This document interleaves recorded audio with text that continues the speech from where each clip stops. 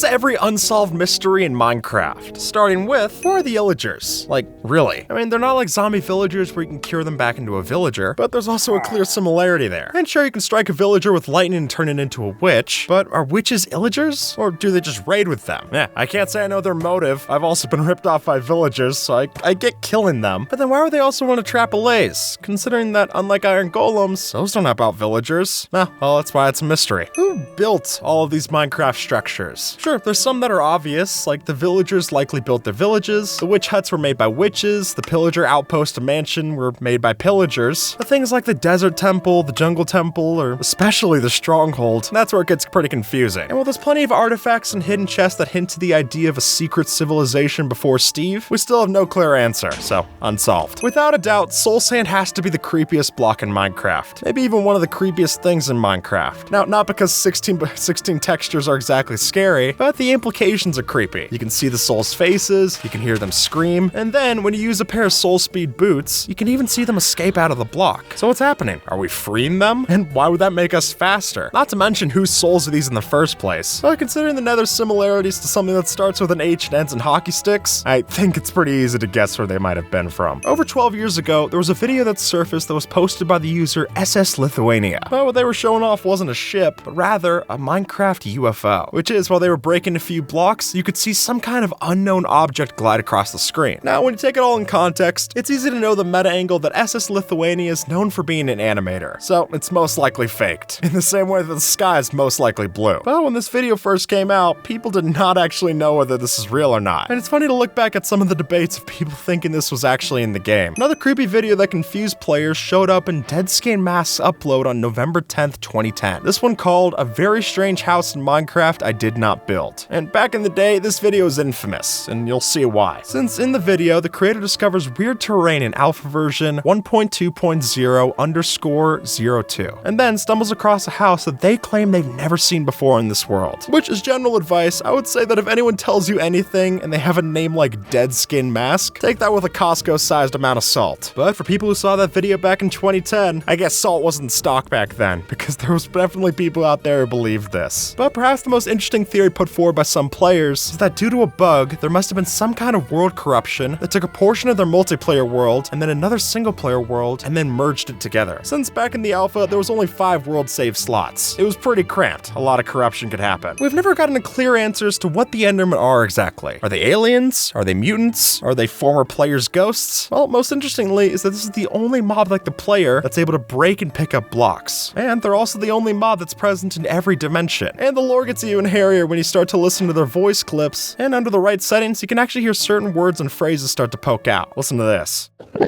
Which seems a lot more man than Ender, and it definitely leaves a lot of room for MatBat to step in and start theorizing. Before Notch made his departure from Mojang, he had originally revealed during the 8th Secret Friday update that he had wanted to add in a new type of dragon to Minecraft, these ones being red and tameable. But since his departure, Mojang's been less interested in following up on this, though there have been some statements like this one from Dinnerbone made about it as well, so it's definitely not forgotten, but it might still be gone, or more aptly put, never arrived. One of the most peculiar blocks ever added to Minecraft was when you crafted 6 iron ingots together with 3 diamonds, giving you the nether reactor, if you played on Pocket Edition. And what that would do is before the nether was added to that version of Minecraft, you could use this to spawn a nether spire that you could use to get all the nether blocks and items that you would need. But after there was a proper way to get this in the actual game, the block was then removed. But with things like Crying Obsidian getting added back into Minecraft, it does beg the question, would this ever get added back in? But honestly, Mojang shouldn't add this in simply for the amount of different lore ramifications this would come along with it. I mean, come on, a block that can just summon the nether like that? Portals are already weird enough, we can leave it there. What are creepers? Well, besides someone who stares at you from your window, according to what we see in Minecraft, they might actually be more akin to plants instead of animals. For one, the original texture file for the creeper was actually inspired by overlaying the leaves texture, and developers have also said that at one point they thought of it as dry, crunchy leaves, which then spontaneously combust because they get too nervous around you. But when you look at the block inside of the Minecraft Mobestiary book, there the inner workings of a creeper look pretty different from any kind of plant that I've ever seen. Maybe they're different in Sweden, I don't know. What does the number 422 mean to you? Because if you've been playing Minecraft for a while, you might have heard rumors of something called Error 422, which was a version of Minecraft that was created that was supposed to be a snapshot, but then something went horribly wrong. And instead of completely reshaping how we thought about Minecraft, this version supposedly came to life after the code was written, and instead made the scariest update that Mojang couldn't release. And now that version of Minecraft is broken, and it's a complete mystery as to why it was created in the first place. But I might have a theory. It was a creepypasta, so it was created for internet points, and that's about all it was good for. So don't get too scared about it. Now, Error 423 though, whew, that's a terrifying one. Who is Steve? For one, why is he called Steve? Since it looks like even Notch was confused when he answered this question. But really, all we know is that, aside from being played by the player, there's nothing really to know about Steve. Though, the most interesting part about Steve is how eerily close the skin looks to the clothes that the zombies wear. And that might make you feel pretty bad when you have to kill so many of them from a mob grinder. But hey, they were already dead. How can you get more dead than dead? More confusing than what illagers are is why they have such a fascination with both chickens and cats. And you'll see as much if you go inside of a woodland mansion. That is, if you're able to actually walk to one of these. They're not exactly close. But once you reach there after a long trek, you're always going to find a giant cat and chicken statue. But those are just one amongst many different weird things that you can find in a woodland mansion. So maybe they're left there to confuse people who wander in, or it's assigned to some kind of secret chicken or cat cult. Which then begs the question, how do you join a chicken and cat cult? Asking for a friend. And while the structures themselves are confusing, that's nothing compared to the hidden loot that you'll find with things like shipwreck chests. Now, it's easy to assume that there was some kind of pirate race that existed before us. I mean, X marks the spot kind of gives that away. And we can guess what happened to them since all of their ships seem to crash in the water. But why were they collecting hearts of the sea? Who knows? Maybe they used conduits along with the ancient ocean ruins that we find underwater. They wouldn't be the first person who saw a conduit and wanted to build Atlantis. Can't say I blame them. Have you ever wondered what's inside the dragon egg? Or really, what's the dragon egg for? Since although it's been in the game for a while, it's never had a use. Except for making this funny sign thing. But we don't even use it to respawn the dragon. We've got end crystals for that. But then also confusing is why does it teleport every time that you try to grab it? Overall, it seems a little ominous. At the very least, very confusing. Minecraft's a game made of cubes. I mean, your eyes will tell you that. But when you see shadows in the game, all of them happen to be circles. Drop an item on the floor, its shadow will always be a circle. Look underneath your feet, circle. That's not to mention that mobs also have shadow circles that very much do not line up to their size. The Ender Dragon's a great example of this. Big mob, small circle. And also these shadows are capable of rendering on top of light sources like lava, which makes them confusing in all different ways that you look at them. According to Minecraft Story Mode, all these structures that we see were actually built by ancient builders. That's from a different game, and honestly, I wouldn't trust Telltale on anything, least of all how to run a business. But that aside, there definitely was something that came before us. And the idea of people playing before us on this world would explain things like the temples, but also the idea of ruined nether portals. But they must have played in hardcore mode, because last I checked this is single player, and it's staying that way. What are the elytra made of? Well, it seems like even Mojang doesn't know, since for a brief time, the way that you would repair these is using leather, and now you just gotta suck it up and deal with a couple of phantoms instead. So there you go. Are they phantom wings? Well, they certainly do have a similar shape and color, but there's also no phantoms that you'll see inside of the end, considering that sleeping there is always a bad call. But they're also not likely to have been used by shulkers or endermen, because they can teleport, which makes finding these in the end ships in the cities even more confusing than trying to find your way back to an end gateway. And speaking of phantoms, are they even real? Now that sounds like a dumb question, because they're definitely a real pain to deal with. But considering the fact that they only appear in the game when you haven't slept for 3 in-game days, maybe they're just a hallucination. Though if that's the case, there's definitely some kind of group psychosis that's going on here. Because it doesn't just matter if you're the only one who doesn't sleep, because if all of your friends are unlucky enough to be around you, then they could also have to deal with the same pain of the phantoms as well. But really, the real question we should be asking is, why did we ever choose these things over the other mobs in the mob vote? And that's a mystery that'll elude us all, and a mistake that'll haunt us. What do the villagers need emeralds for? I mean, they certainly have a lot of them. If you give it enough time, you can get an infinite emerald farm from one villager alone. So then, why would they be interested in getting them traded back to them for one? But also, emeralds are never used to decorate anything inside of their villages, and they don't need them for protection, unless they pay off the iron golems, I guess. And what's even more curious is that when they trade with other villagers, they never give each other emeralds, but instead do things like bread and hidden foodstuffs. Maybe it's just a cryptocurrency used to confuse Steve and Alex. And with how much of a ripoff some of these can be, I'd believe it's a scam. Now, out of all the different structures in Minecraft, the most peculiar might just have to be the igloo. And not because of anything you see up top in the Winter Wonderland, but rather when you go down into the basement and find a villager and a zombie villager. Now, upon first look, any kind of hidden secret basement, that's always gonna look shady and evil. But I'd say that it might just be the opposite, since down here you actually learn how to cure villagers from their zombified self. And at that point, it's a humanitarian experiment. We basically just stumbled upon a rehab house down here. And my guess is that it's probably the cleric villager who would have gone and set this up. But until we know for sure, that's all it is, I guess. What purpose do nitwit villagers solve? Well, it's a trick question. Literally nothing. But if you look at this theory here, it might just be that the nitwit villagers actually go on to become wandering traders, since the texture that you see underneath their robes shares a very close resemblance to the nitwit. They've got the same green robe and everything. But with how insultingly bad some wandering trader trades can be, these might have just been better when they were sitting on your couch eating Funyun rings. I'd rather have an underachiever than a can't achieve at all. At least the llamas are cute. What is the ancient debris made of? Well, according to the lead artist Jappa, it's actually supposed to be designed to look like compressed sheets of metal. But as one player pointed out on Reddit, if you look at the bottom of a texture, it looks eerily similar to that of the shulker. And that gives the theory of ancient debris being fossilized shulker shells. But how they would have gotten to the nether from the end is a mystery in itself. And I'd be more in favor of saying that when you only have 16 by 16 pixels to use, you're kinda limited in your design. You're gonna get some similarities. Certain parts of the community are very curious as to whether Alex and Steve are dating. And hey, I'm not gonna hate, do what you want to in your own free time. But I will mention that someone over at LEGO seems to agree with you, since according to this handbook, it says that Steve is in fact Alex's boyfriend. But come on, that's a LEGO handbook. And considering the official Mojang handbooks aren't all that useful either, I'd say there might be some artistic liberty taken here. And with that, folks, YouTube thinks that you might like this video, so see if they're right and have a good one, alright?